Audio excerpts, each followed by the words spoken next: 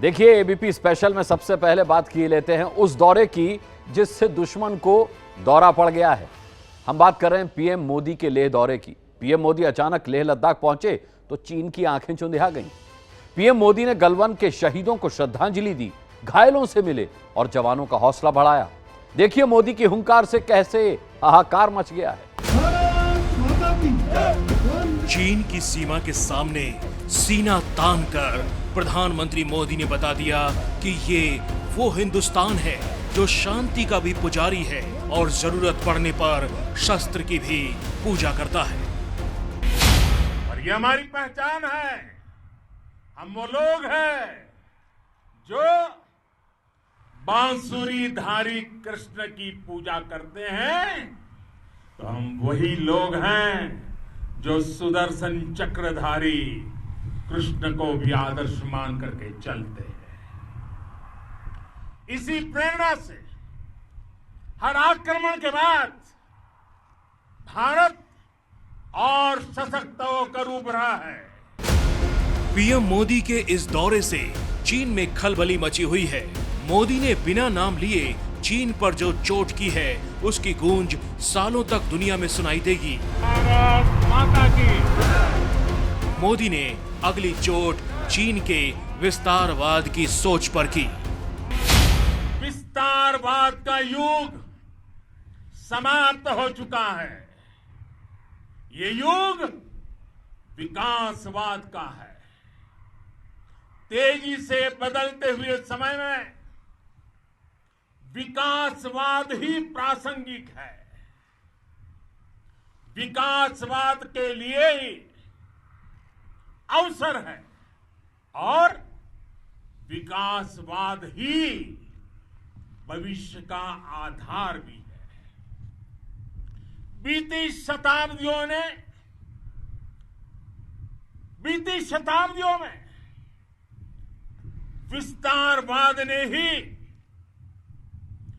मानवता का सबसे ज्यादा हित किया, मानवता को विनाश करने का प्रयास किया। विस्तारवाद की जीत जब किसी पर सवार हुई है, उसने हमेशा विश्व शांति के सामने खतरा पैदा किया है। और साथियों, ये न भूले, इतिहास गवाह है कि ऐसी ताकतें मिट गई हैं या मुड़ने के लिए मजबूर हो गई है। चीन लद्दाख में हमारी जमीन हड़पना चाहता है। ताइवान और हांगकांग जैसे छोटे देशों को ताकत के दम पर कुचलना चाहता है। चीन, नेपाल और रूस जैसे पड़ोसियों की जमीन भी हड़प रहा है। मोदी ने न सिर्फ चीन को बल्कि पूरी दुनिया को ये बता दिया कि जिस लद्दाख के लेह से वो ललकार रहे हैं, वो पूरा लद्दाख भारत का मस्तक है। लद्दाख का तो ये पूरा हिस्सा ये भारत का मस्तक है। 130 करोड़ भारतीयों के मान सम्मान का प्रतीक है।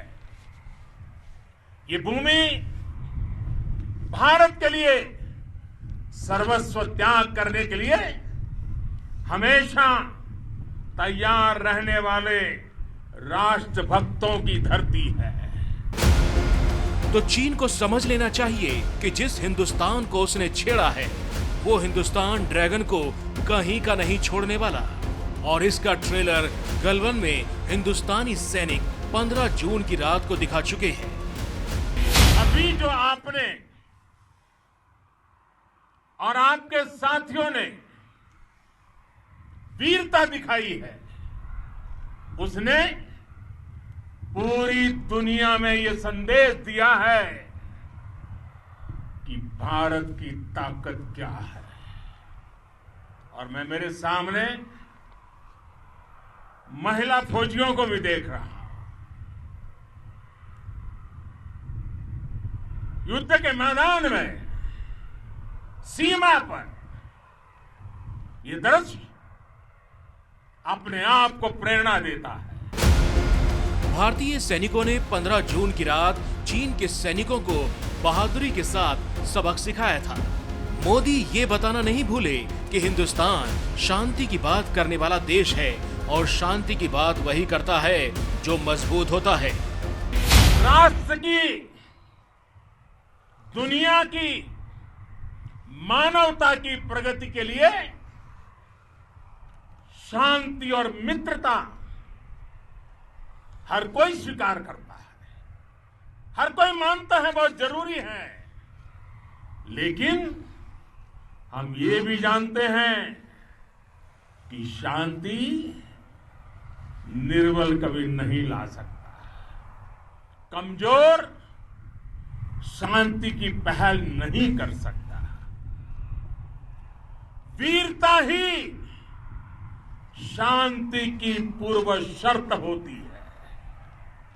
भारत आज जल, थल, नभ और अंतरिक्ष तक अगर अपनी ताकत बढ़ा रहा है तो उसके पीछे का लक्ष्य मानव कल्याण ही है।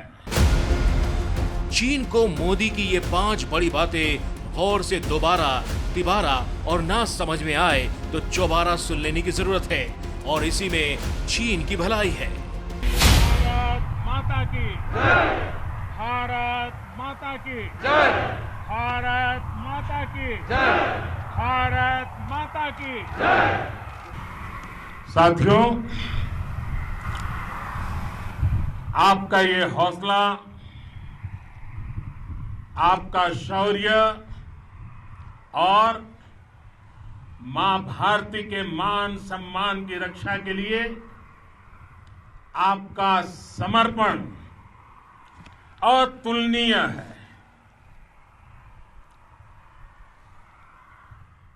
आपकी जीवटता भी दुनिया में किसी से भी कम नहीं है। जिन कठिन परिस्थितियों में, जिस ऊंचाई पर आप मां भारती की ढाल बन करके उसकी रक्षा करते हैं, उसकी सेवा करते हैं, उसका मुकाबला पूरे विश्व में कोई नहीं कर सकता है। आपका साहस उस ऊंचाई से भी ऊंचा है जहां आप तैनात हैं। आपका निश्चय उस घाटी से भी सख्त है जिसको रोज आप अपने कदमों से नापते हैं। ये यूपी में क्या हो गया, बात उसी की करते हैं। अब यूपी में हुई सबसे बड़ी वारदात। 22 साल बाद यूपी में सबसे बड़ा एनकाउंटर हुआ, लेकिन 22 साल पहले कुख्यात ढेर हुआ था और आज पुलिस वाले शहीद हो गए। कौन है कानपुर का कातिल कुख्यात विकास? देखिए हिस्ट्री शीटर की कलंक कथा। 22 साल बाद यूपी में ही एक एनकाउंटर हुआ है और इस एनकाउंटर में बदमाश नहीं बल्कि 8 पुलिस वाले शहीद हुए हैं।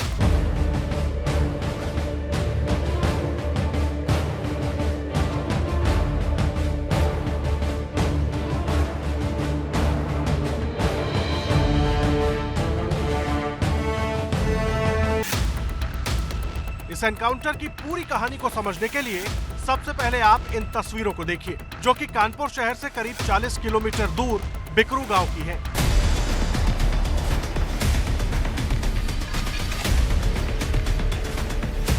किला नुमा घर,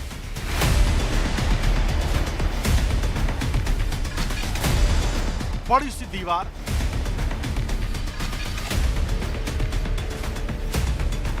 बड़ा सा दरवाजा, घर के अंदर खड़ी गाड़ियां,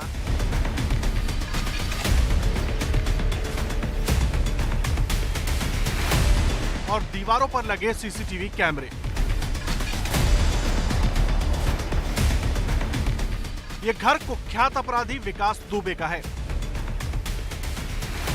इसे विकास दुबे पर दबिश देने के लिए 3 थानों की पुलिस निकली थी। पुलिस विकास के ठिकाने पर क्यों गई थी और रात के अंधेरे में क्या हुआ, विस्तार से आप खुद यूपी पुलिस के आला अफसर प्रशांत कुमार से जान लीजिए। चौबेपुर, शिवराजपुर और बिठूर की टीम यहाँ एक केस के सिलसिले में, जो कि श्री राहुल तिवारी, वो बगल के ही गांव के रहने वाले हैं, उन्होंने अपने साथ मारपीट, किडनैपिंग तथा अटेम्प्ट टू मर्डर का एक तहरीर दिया था। उस सिलसिले में सीओ साहब के नेतृत्व में 3 थानों की टीम आई थी। यहाँ पे जो मेन अभियुक्त है विकास दुबे, जो कि यहाँ का मजारिया हिस्ट्री शीटर है, हिस्ट्री शीट नंबर 152A, तथा इस पे 60 जघन्य अपराध पंजीकृत हैं। उनके और उनके साथियों ने यहाँ पुलिस पार्टी पे फायर खोल दिया, जिसमें हमारे सीओ साहब सहित 8 पुलिस के जवान शहीद हुए, 7 लोग इसमें घायल हैं।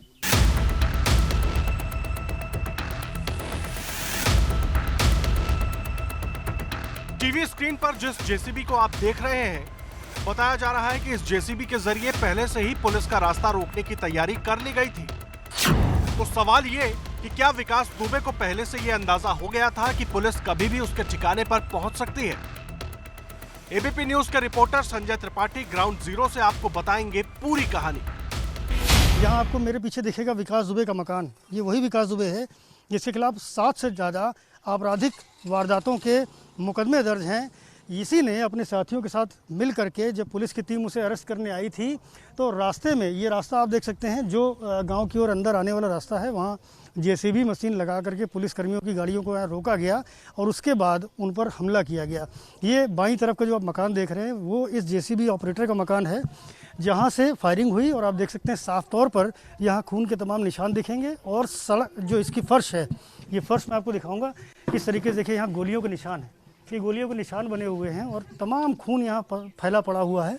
यहीं से गोलियां चलना शुरू हुई और जब गोलियां चलना शुरू हुई तो पुलिस कर्मियों ने पीछा किया। दरवाजे पर भी देखेंगे आप किस तरीके से यहाँ ये छर्रों के निशान बने हुए हैं।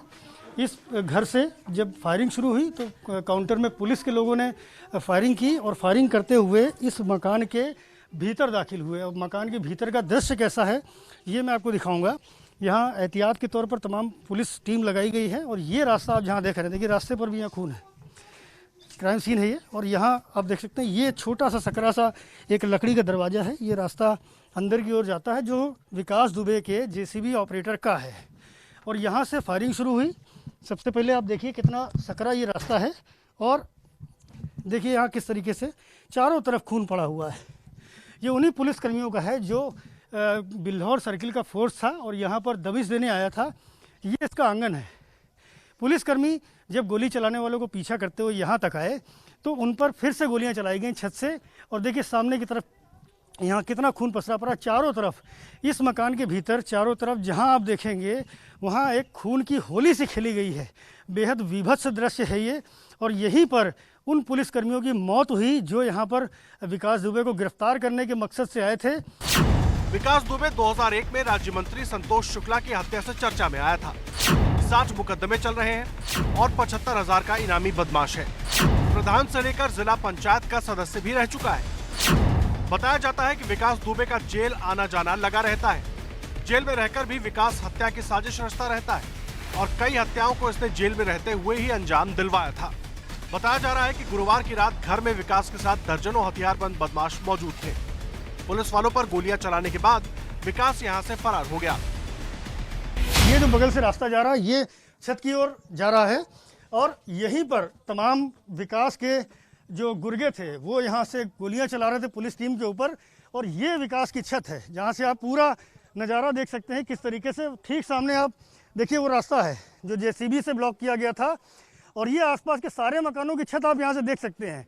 तमाम समर्थक विकास दुबे के यहाँ रहते हैं आस पड़ोस में, जिन्होंने जब पुलिस टीम यहाँ पर आई तो उस पर अंधाधुंध गोलियां चलाना शुरू किया, जिसमें 8 पुलिसकर्मी शहीद हो गए और अभी भी 5 ऐसे हैं जो ज़िंदगी और मौत की जंग लड़ रहे हैं अस्पतालों में।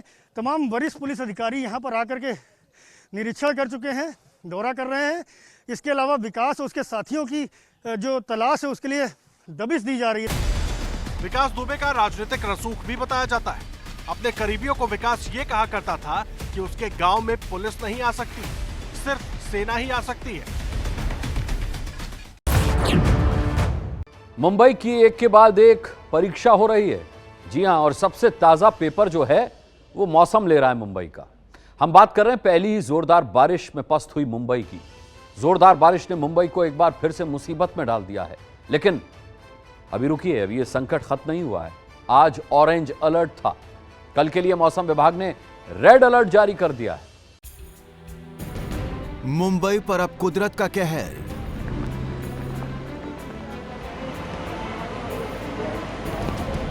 पहली जोरदार बारिश में मुंबई पस्त।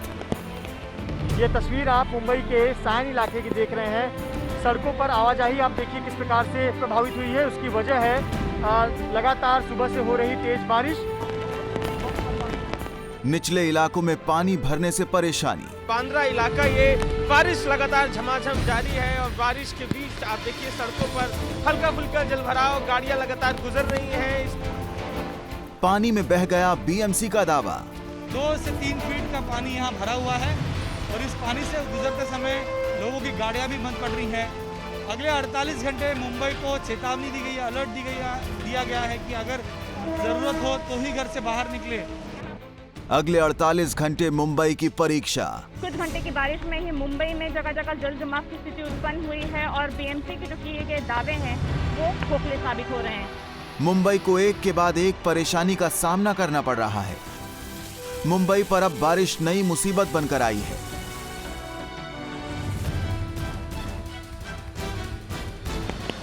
मुंबई में मॉनसून ने पिछले महीने ही दस्तक दे दी थी, लेकिन बीती रात से शुरू हुई सीजन की पहली जोरदार बारिश ने मुंबई वालों के सामने परेशानी का पहाड़ खड़ा कर दिया।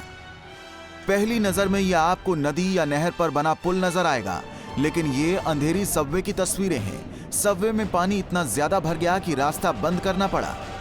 समय हम मुंबई के अंधेरी सबवे के पास मौजूद हैं और आप देख सकते हैं जो सबवे है यहाँ पे लगातार बारिश होने के चलते जल जमाव की स्थिति उत्पन्न हुई है। सामने आप देख सकते हैं जो बीएमसी के कर्मचारी हैं वो भी यहाँ पर मौजूद हैं और वाटर पंप भी लगाया गया है ताकि यहाँ पे जो जल जमाव की स्थिति उत्पन्न हुई है यहाँ से पानी को निकाला जा सके। रास्ता है इसे बंद कर दिया गया है और मुंबई पुलिस द्वारा बैरिकेडिंग कर दी गई है। बीएमसी ने इस साल दावा किया था कि मुंबई में 80% बारिश को लेकर बीएमसी पूरी तरीके से तैयार है और जगह जगह पे जल जमाव की स्थिति नहीं देखने को मिलेगी, लेकिन कुछ घंटे की बारिश में ही मुंबई में जगह जगह जल जमाव की स्थिति उत्पन्न हुई है और बीएमसी के जो किए गए दावे हैं वो खोखले साबित हो रहे हैं।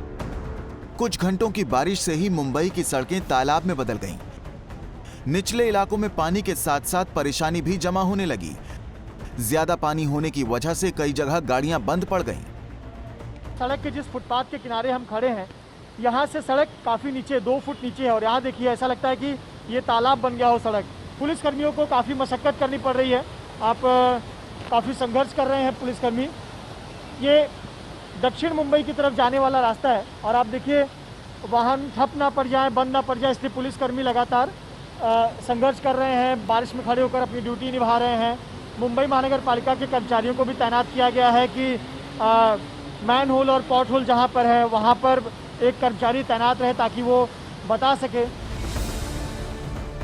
अंधेरी, दादर, किंग सर्कल समेत मुंबई के कई इलाकों की तस्वीर बारिश ने एक बराबर कर दी। ऊपर से हो रही तेज बारिश और जगह जगह जलजमाव से मुंबई की रफ्तार भी थम गई। कई इलाकों में सड़कों पर ऐसे ही लंबा जाम लगना शुरू हो गया। लॉकडाउन अनलॉक की प्रक्रिया में गाड़ियों की संख्या तो कम है, पर अब बारिश हुई है तो जाम पूरी तरीके से लग चुका है। अब मुंबई में ये दादर के आसपास का इलाका, मुख्य बाजार का इलाका और जो गाड़ियां हैं उनके पहिए थम चुके हैं। बारिश आप देख ही रहे हैं कितनी जोरदार जारी है। इस सड़क के ठीक बगल में जो एक फ्लाईओवर है वो भी जाम पैक दिखाई दे रहा है पूरी तरीके से। 24 से 48 घंटे तक मुंबई में जोरदार बारिश की संभावना मौसम विभाग ने जताई। मौसम विभाग ने मुंबई और आसपास के उपनगरीय इलाकों के साथ साथ कोंकण तट पर अगले 2 दिनों तक भारी बारिश का अनुमान जताते हुए ऑरेंज अलर्ट जारी किया है। लोगों से घरों के बाहर नहीं निकलने की अपील भी की गई है। मुंबई की सड़कों को पानी ने ढक दिया है तो आसमान को काले बादलों और कोहरे ने घेर रखा है। ये तस्वीरें मुंबई के पवई लेक इलाके की हैं। मैं फिलहाल मुंबई के पवई इस परिसर में हूँ। पवई लेक है और आप देखिए चारों तरफ केवल और केवल कोहरा, और ऊपर की तरफ अगर देखें तो आसमान में घनघोर काले बादल छाए हुए हैं। आप देख सकते हैं विजिबिलिटी कितनी कम है। अमूमन यहाँ 5 से 6 किलोमीटर की विजिबिलिटी होती है, लेकिन अभी 500 से 600 मीटर की विजिबिलिटी दिख रही है। वेदर डिपार्टमेंट की तरफ से अलर्ट जारी किया गया है कि मुंबई वासियों ने जरूरत पड़ने पर ही घर से वो बाहर निकलें। पहली जोरदार बारिश ने ही मुंबई को जल में जकड़ दिया और साथ ही बीएमसी का ये दावा भी पंक्चर हो गया कि इस बार मॉनसून से निपटने की तैयारी पहले से बेहतर है। जगह जगह बीएमसी कर्मचारी ऐसे पंप से पानी निकालने में जुटे रहे तो पुलिस वाले ट्रैफिक की व्यवस्था सुधारने के लिए संघर्ष करते नजर आए। पहले कोरोना, फिर निसर्ग तूफान और अब जोरदार बारिश। मुंबई को एक के बाद एक परीक्षा का सामना करना पड़ रहा है। साथ ही इसने पुलिस और बीएमसी दोनों के लिए काम बढ़ा दिया है। 4 तारीख को पालघर, मुंबई, ठाणे और रायगढ़ के जिलों में काफ़ी जगह पे भारी से भारी वर्षा होगी और कुछ जगह पे एक्सट्रीमली हेवी रेनफॉल होने की संभावना है। साथ में पूरे कोंकण में, साउथ कोंकण में भी काफ़ी जगह पे भारी से भारी वर्षा होने की संभावना है। महाराष्ट्र के तटीय इलाकों में शनिवार को भी भारी बारिश का अनुमान है। 50 से 60 किलोमीटर प्रति घंटे की रफ्तार से हवा चलने की भी आशंका है।